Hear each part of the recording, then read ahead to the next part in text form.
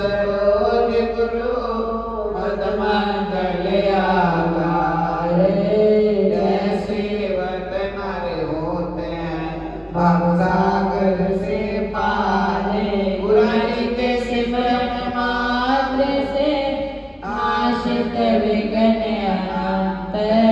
लाते सर्वरंग में ध्यावत हैं सब संत।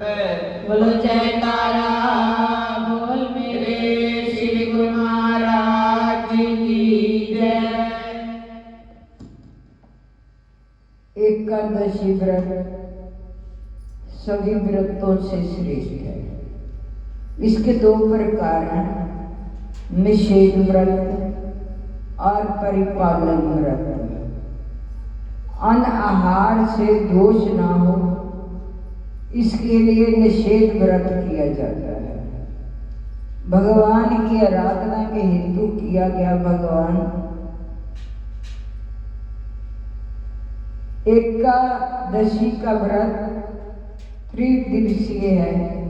दशमी के दिन एक बार भोजन करें, हो सके तो अन्न का भोजन करें, दूध और चावल का सात्विक आहार करें। इस दिन अजीर्ण हो जाए उतना भोजन ना करें। एकादशी तो यदि शक्य है तो निर्जला ही की जाए। ऐसा ना हो सके तो दूध या ऋतु फल का संयम पूर्वक आहार करें। ऐसा करने पर इस व्रत का फल मिलेगा, अन्यथा नहीं। व्रत करने का विचार दृढ़ होगा तो भगवान शक्ति देंगे। एकादशी करने का संकल्प करोगे तो प्रभु सहायता करेंगे। सत्यनारायण की कथा में उस लकड़हारे लकड़ी काट कर बेचने वाले की बात आती है, जिसने अपने पास पैसे न होते हुए भी सत्यनारायण की पूजा का व्रत लिया। परमात्मा ने उसका संकल्प परिपूर्ण किया। परमात्मा सत्य कर्म में हमेशा सहायक होते हैं। लोग मानते एकादशी क्या आई, दिवाली के आगमन का संदेश आ गया। ऐसा कभी ना सोचा जाए। एकादशी के दिन घर में अन्न पकाया तो क्या उसका दर्शन तक न किया जाए। इस दिन अन्न में सभी पापों का वास होता है। वे सब उस अन्न खाने वाले के सिर पर जा पहुंचते हैं। एकादशी के दिन पान सुपारी भी ना खाई जाए। दिन को सोया भी ना जाए। रात को 1-2 घंटा भजन अधिक करें। इस दिन पंढरपुर में विठलनाथ जी भी नहीं सोते। 5 कर्म इंद्रियां, 5 ज्ञान इंद्रियां और 1 मन, इन सभी को प्रभु के लगाए रखना ही एकादशी है। जब भी आज लोग एकादशी में 11 रसों का भोगते हैं, उसे दिवाली का लघु रूप भी बना लेते हैं। ऐसा नहीं करना चाहिए। ऐसी एकादशी से कोई फल नहीं मिल पाता। उपसमीप और वास रहना। उपवास का अर्थ है प्रभु के समीप रहना, और वही है सच्ची एकादशी। द्वादशी के दिन एक ही बार भोजन करो। सुपात्र ब्राह्मण की सेवा के बाद प्रसाद ग्रहण करो। द्वादशी के दिन 2 बार भोजन करने से एकादशी व्रत का भंग हो जाता है। एकादशी व्रत विधि पूर्वक करो। यदि विधि पूर्वक ना किया जा सके तो मर्यादा अनुसार अन्न आहार का त्याग करके फल आहार करो। ये व्रत रोग्या की दृष्टि से भी आवश्यक है। लोग आजकल के डॉक्टरों का विश्वास करते हैं, किंतु व्यास जैसे महान ऋषि मुनियों के शब्दों का नहीं। डॉक्टर टाइफाइड कहकर 21 दिन अनशन कराए तो लोग कर लेते हैं, किंतु एकादशी को मात्र 1 दिन अनशन नहीं करते हैं। एकादशी ना करने वाले को ऐसी एक बार साथ कई एकादशियां अनिवार्य करनी पड़ती है। राजा अम्बरीश ने विधि पूर्वक एकादशी का व्रत किया। व्रत की पूर्ण आहुति के समय जमुना किनारे आए, वहां उन्होंने स्नान किया, ब्राह्मण की पूजा करके व्रत की पूर्ण आहुति करने की तैयारी करने लगे। इतने में वहां मुनि दुर्वासा तिथि बनकर आए, भगवान को भोग लगा दिया। राजा ने मुनि का स्वागत करते हुए कहा, पधारिए महाराज, मेरे यहाँ प्रसाद ग्रहण कीजिए। दुर्वासा ने कहा, मैं मध्याह्न कर्म आदि से निवृत्त होकर आता हूँ। ईश्वर की धर्म मर्यादा तोड़ने जैसा कोई और पाप नहीं है। ईश्वर को धर्म मर्यादा का उल्लंघन करोगे तो भक्ति असफल रहेगी। ईश्वर के साथ तन अतः होने के बाद देवभान विस्मृत होने पर यदि धर्म छूट जाए तो कोई आपत्ति नहीं है, किंतु जानबूझकर कभी धर्म की मर्यादा का उल्लंघन होना नहीं चाहिए। इधर राजा को त्रयोदशी के पहले व्रत छोड़कर प्रसाद लेना है, उधर दुर्वासा संध्या पूजा में ऐसे लीन हो गए कि उन्हें समय का भान ही नहीं रहा। राजा को चिंता हो रही है। ब्राह्मणों को भोजन के लिए मंत्रण दिया गया है, उन्हें भोजन कराने के पहले तो भोजन किया नहीं जा सकता। यदि मैं प्रसाद ग्रहण कर लूं तो ब्राह्मण की मर्यादा भंग होती है, ग्रहण ना करूं तो त्रयोदशी का आरंभ हो जाने पर व्रत भंग होने जा रहा है। द्वादशी की समाप्ति में कुछ ही पल शेष है। ब्राह्मणों की आज्ञा पाकर राजा ने प्रसाद ले लिया।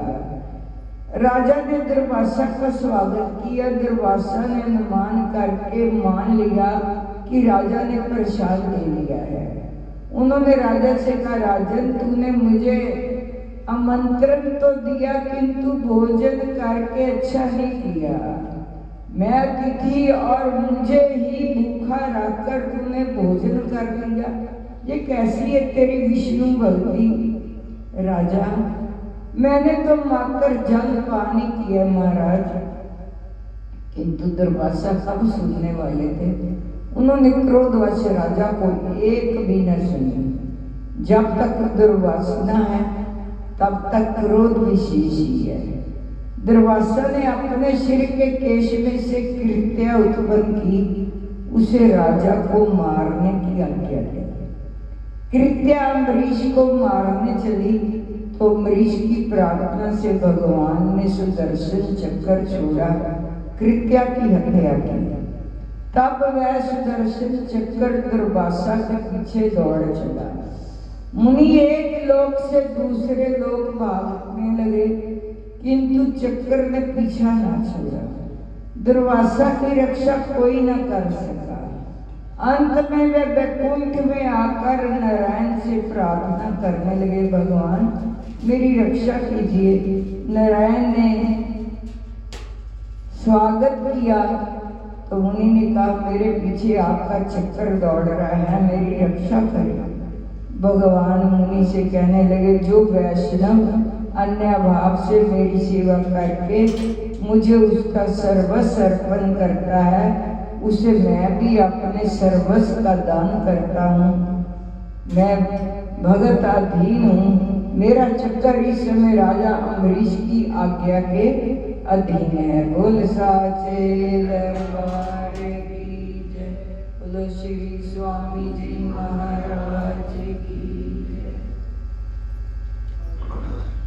कार्तिक माह नारद जी बोले, ऐसा कहकर भगवान विष्णु ने मछली का रूप धारण किया। विंध्याचल पर्वत पर तप कर रहे महर्षि कश्यप की अंजलि के जल में जा पहुंचे। महर्षि कश्यप ने दया करके उसे अपने कमंडल में रख लिया। जब उसने बड़ा रूप धारण किया तो उन्होंने उसे कुएं में डाल दिया। जब कुएं में भी न समा सकी तो उन्होंने उसे तालाब में फेंक दिया। और जब वह तालाब में ना आ सकी तो उन्होंने उसे समुद्र में डाल दिया। वहां पर भी वह बढ़ने लगी। फिर उस मत्स्य रूपी नारायण ने उस शंखासुर को मार डाला। पश्चात शंख को हाथ में लेकर बद्री वन में आ पहुंचे। बद्री नारायण में आकर उन्होंने सब ऋषि और महर्षियों को बुलाकर आज्ञा दी कि पानी में इधर उधर फैले हुए वेदों को ढूंढो और उन्हें शीघ्र मिलाकर मेरे पास लाओ। तब तक मैं देवताओं के साथ श्री प्रयागराज में ठहरा हूँ। इसके बाद सब ऋषि महर्षियों ने इन सब बीज मंत्रों को ढूंढ निकाला। उन वेदों में से जो जो भाग जिस जिस ऋषि को मिला वह उसी का हो गया। उस भाग के उसी दिन से वह ही ऋषि कहलाए। सब वेदों को लेकर ऋषि महर्षि प्रयागराज में आए। उन्होंने वे सब भगवान विष्णु व ब्रह्मा जी को समर्पित कर दिए। ब्रह्मा जी वेदों को पाकर बड़े प्रसन्न हुए। उन्होंने देवताओं और ऋषियों के साथ अश्वमेध यज्ञ किया। यज्ञ के अंत में देवता गंधर्व यक्ष नाग भगवान विष्णु को दंडवत करके प्रार्थना करने लगे। देवताओं ने कहा, हे देव, हे जगन्नाथ, हे प्रभु, हमारी प्रार्थना सुनिए। हम लोगों के हर्ष का समय है, इसलिए आप हमें वरदान दीजिए। नष्ट हुए वेद पुनः श्री ब्रह्मा जी को प्राप्त हो गए हैं। हे लक्ष्मीपति, आपकी अनुकंपा से हम देवताओं को यक्ष का भाग भी मिला है। जिस स्थान आपके प्रसाद से आज पृथ्वी भर में सर्व प्रधान पुण्य को बढ़ाने वाला, मुक्ति तथा भक्ति को प्रदान करने वाला हो, ब्रह्म हत्या आदि पापों का नाश करने वाला, परम पवित्र अक्षय फल देने वाला हो, ये वरदान हमें दीजिए। भगवान विष्णु ने कहा, जो कुछ आप लोगों ने कहा है वह मेरा भी ध्येय है। जैसा आप लोगों ने कहा कि ये स्थान आज से ब्रह्म क्षेत्र के नाम से पुकारा जाएगा। इस स्थान पर गंगा जी व सूर्य पुत्री जमुना जी का संगम होगा। मैं श्री ब्रह्मा जी के सहित यहाँ पर निवास करूंगा। यहाँ पर किया हुआ जप तप तथा दान महान फलदायक होता है। पहले जन्म में किए हुए पाप, ब्रह्म हत्या आदि भी इस तीर्थ राज में स्नान करने से नष्ट हो जाएंगे। जो लोग अपने पिता आदि को वहां लाकर तर्पण व श्राद्ध करेंगे, उनके पिता मेरे स्वरूप को प्राप्त करेंगे। वह तीनों की मुक्ति को प्राप्त करेंगे। मकर संक्रांति पर माघ मास में प्रातः काल यहाँ आकर स्नान करने वालों के दर्शन मात्र से ही सब पाप मिट जाते हैं। ठीक उसी तरह जिस तरह सूरज के तेज से अंधकार का नाश हो जाता है। हे मुनिवर, मेरे वचन ध्यान से सुनिए। मैं सर्वत्र व्यापक रहता हुआ भी हमेशा बद्री नारायण में निवास करता हूँ। सैकड़ों वर्षों तक किसी दूसरे स्थान पर तप करने का जो फल मिलता है, वही फल यहाँ एक दिन में मिल जाएगा। जो मनुष्य मेरे उस स्थान बद्री का आश्रम का दर्शन करेंगे, वह जीवन मुक्त हो जाएंगे। उनके समस्त पाप नष्ट हो जाएंगे। सूत जी बोले, ऐसा कहकर भगवान विष्णु अंतर ध्यान हो गए और देवतागण भी अपने अंश को वही छोड़कर चले गए। जो मनुष्य कथा को श्रद्धा पूर्वक सुनते व श्री प्रयागराज व बद्री का आश्रम जाने का व स्नान करने के समान फल प्राप्त होता है। बोल साचे दरबार की